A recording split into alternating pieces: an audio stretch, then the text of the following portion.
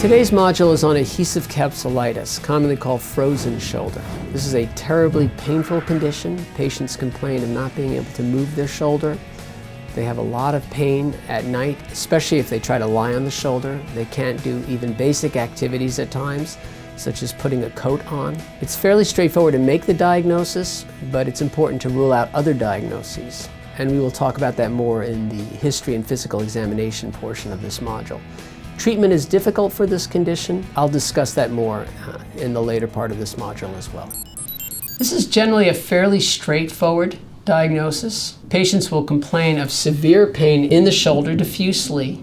They really cannot move the shoulder at all. So for example, if they try to put on a coat, they have difficulty with that simple task. They'll note severe pain in the shoulder when they try to sleep at night, even if they sleep on the other side, just because they can't really get the shoulder in a comfortable position. The key is a good physical exam, and to also recognize that there might be some other competing diagnoses, especially in the older patient, that need to be addressed. In terms of the exam, I've emphasized elsewhere, we do just a brief neck exam. Range of motion, Sperling sign, generally will not contribute to frozen shoulder.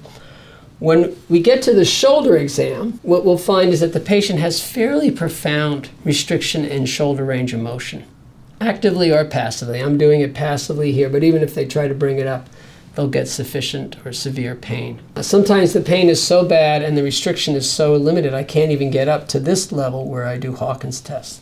They just can't get above this area.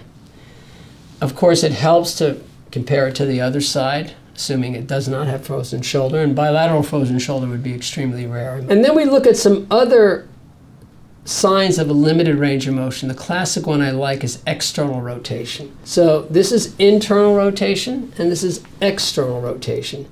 And most patients, if you measured from here to say out here, that's about 70 degrees, 80 degrees. In frozen shoulder, it's usually really quite restricted and quite painful. So you try to bring it more than, say, this much, and there's quite a bit of pain, whereas we go to the unaffected side, and you can open the door wide open.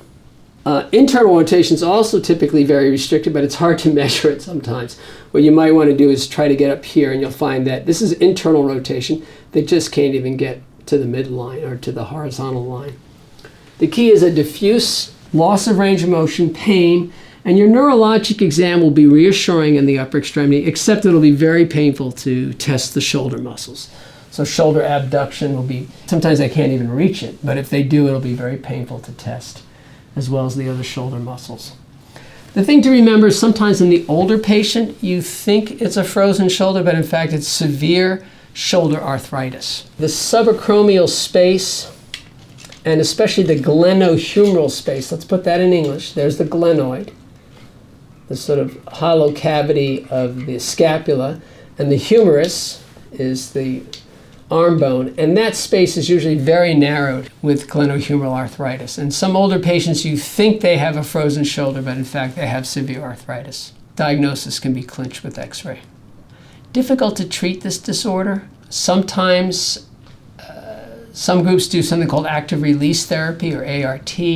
Some physical therapists feel they can get this joint moving better, but sometimes they actually can aggravate the joint.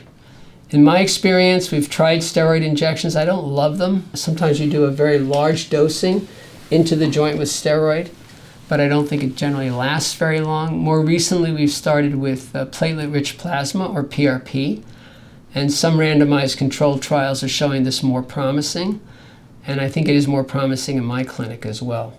Controversial in surgery whether you should manipulate the shoulder under anesthesia, or sometimes they do something called a capsular release. I don't really get into that, but I will say that it's not an easy diagnosis, and even the surgeons are pretty frustrated.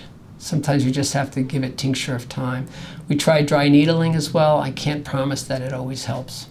I think that's all I have to say, really. It's a frustrating diagnosis, and time is often one of the healing factors. Someone out there will disagree with me, but that's my experience of several years. Thank you.